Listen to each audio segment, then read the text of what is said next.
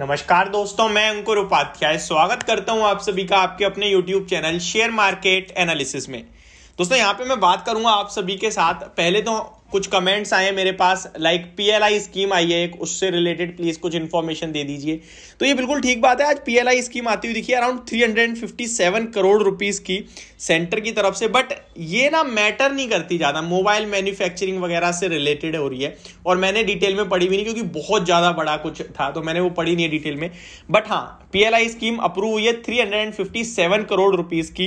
तो ये एक अभी की अपडेट है। इससे ज्यादा डिटेल में अगर आप लोगों का फिर भी इंटरेस्ट है इस PLI स्कीम में तो मैं डिटेल में पढ़ के आपके साथ वीडियो शेयर कर दूंगा कल तक।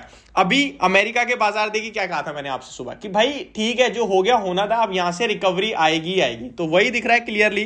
32,921 पे ट्रेड कर रहा है, 160 पॉइंट्स अप है इस समय डाउ जोन्स। लेकिन आप ये बिल्कुल मत समझना कि ये जो तेजी है ये फिजल आउट नहीं हो सकती। सिंपल सी बात है, इस समय मार्केट कुछ करने के मूड में है ही नहीं। बिल्कुल ऐसी रेंज में, ऐसी कंसोलिडेशन की रेंज में कि जहां बाजार 100 पॉइंट ऊपर 100 पॉइंट नीचे। यही अब अगर आपने मेरा थंबनेल पढ़ा तो मैंने लिख दिया भाई बाजार में तेजी, तो आप लोग हो सकता है अभी से 3 घंटे बाद देखें तब शायद डाउ जोन्स नीचे हो, तो आप लोग कहोगे भाई आप तो कह रहे थे तेजी होगी, लेकिन वीडियो में तो मैं ये कह रहा हूं ना, ये तेजी फिजल आउट हो सकती है।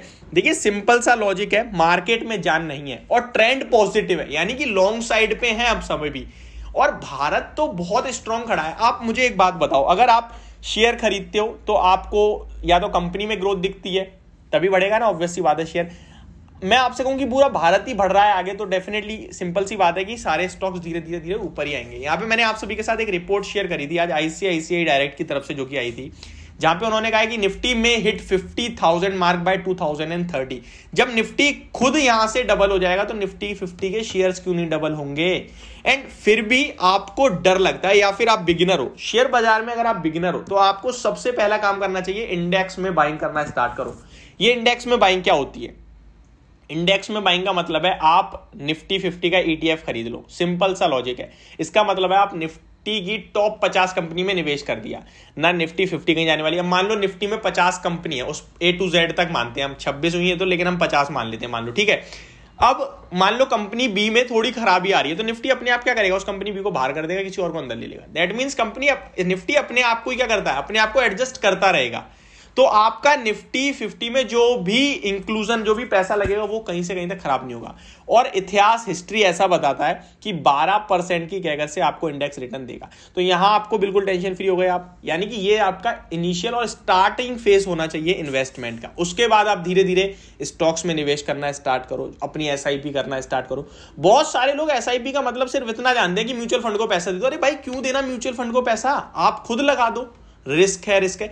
इंडेक्स में रिस्क है? बिल्कुल भी नहीं है। क्या गोल्ड में रिस्क है? बिल्कुल भी नहीं है। रिटर्न कम हो जाएंगे गोल्ड में, लेकिन मैं आपको इतना बता रहा हूं, आप किसी 1000 कंपनी में से 10 कंपनी, छोटे लेवल पे लेते हैं, 10 कंपनी में से 7 कंपनी, 10 कंपनी के स्टॉक खोलोगे ना तो 7 ऐसे मिलेंगे जो लॉन्ग टर्म में पैसा बना रहे हैं। सिंपल सा लॉजिक है। अब आप रोक पा रहे हो क्या? फर्क इतना है। अब मैं आपको बोलूं कि भाई मैं अभी यहां पे मेरी स्क्रीन पे जो भी शेयर आएगा वही खोल लूंगा। मान लीजिए यहां पे HDFC जो पिछले कुछ समय से नेगेटिव परफॉर्मेंस दिख रहा है, ठीक है। 1 साल के रिटर्न देखो तो केवल 14% के, तो 1 साल में तो चलो अच्छा दिख रहा है, 14% तो माना जाता है, अच्छा मानूंगा मैं तो। 2 साल की बात करें तो 19%, मतलब कि आपको बहुत कम रिटर्न दिए। लेकिन क्या इस स्टॉक में आप 10 साल दिए आपने? अब मैं 10 साल का चार्ट खोल के देखूं तो क्या मुझे सेटिस्फेक्शन मिल रही है? 383% के रिटर्न हो गए, 38% कैगर हो गया। क्या खराब है? मेरे को कौन दे रहा है इतना रिटर्न? कोई नहीं दे रहा। तो लंबे समय में आप 10 चार्ट खोलोगे ना तो 10 में से 7 तो आपको पैसा बड़ा बना के दे रहे हैं, और उन 10 में से एक हो सकता है मल्टी बैगर भी हो, एक हो सकता है एक आध दो कि भाई कचरा निकल गया, बट आपका पैसा ओवरऑल बनेगा। तो यहां से जब निफ्टी ऊपर जा रहा है, बाजार ऊपर जा रहा है, भारत की इकोनॉमी ऊपर जा रही है, तो फिर आपको डरने की जरूरत है ही नहीं। तो अमेरिका के बाजार मैंने आपको अपडेट दिया अभी कि डाउ जोन्स तो भाई 160 पॉइंट्स ऊपर दिख रहे हैं। ग्लोबल मार्केट्स के बारे में बता दूं, SGX निफ्टी के बारे में बात करें तो SGX निफ्टी अराउंड 46 पॉइंट्स ऊपर दिख रही है, सिंगापुर निफ्टी।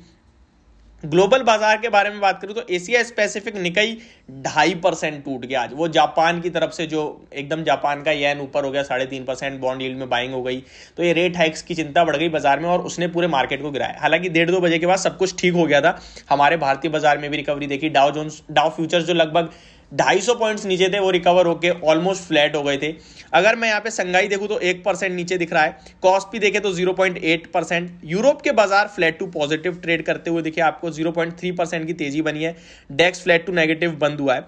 वहीं अगर आप यूएस मार्केट की बात करें तो यहां सब कुछ अच्छा दिख रहा है। डाउ जोन्स आधे % ऊपर, नेस्डैक इंडेक्स 0.4% ऊपर, S&P 500 ऑलमोस्ट 0.4%, नस्ल 2000 ऑलमोस्ट 1%, 0.1% ऊपर है 0.75%। तो यहां सब अच्छा दिख रहा है। तो मार्केट के लिए अभी 9:17 का समय हो रहा है जब मैं वीडियो में शूट खत्म कर रहा हूं, तो अभी तक तो ठीक दिख रहा है। बट अगर ये फिजल आउट होती भी है तेजी, आपको 100-150 पॉइंट नीचे भी दिख जाता है ना डाउ जोन्स, तो डरने वाली कोई बात नहीं है। कल फ्यूचर्स आपको हरे निशान में दिखेंगे। बाकी मुझे ऐसा लगता है कि आज बाजार यहां पे 100-50 पॉइंट पॉजिटिव ही बंद होना चाहिए। 4 दिन की बड़ी गिरावट के बाद अब संभलना चाहिए मार्केट अगर भारत के हिसाब से देखें, निफ्टी के हिसाब से, तो ये एक रेंज हो गई है 18,450, 500 यहां तक जा सकता है, फिर दोबारा नीचे में आएगा 18,300 के समथिंग और वहीं पे समाप्ति हो जाएगी। तो ये अभी छोटे दायरे में आएगा। FII छुट्टी पे जा रहे हैं, तो आपके लिए यहां पे थोड़ा मतलब वॉल्यूम्स की कमी है, उतना ट्रेड नहीं बनेगा। सिंपल सी बात बता रहा हूं मैं आपको।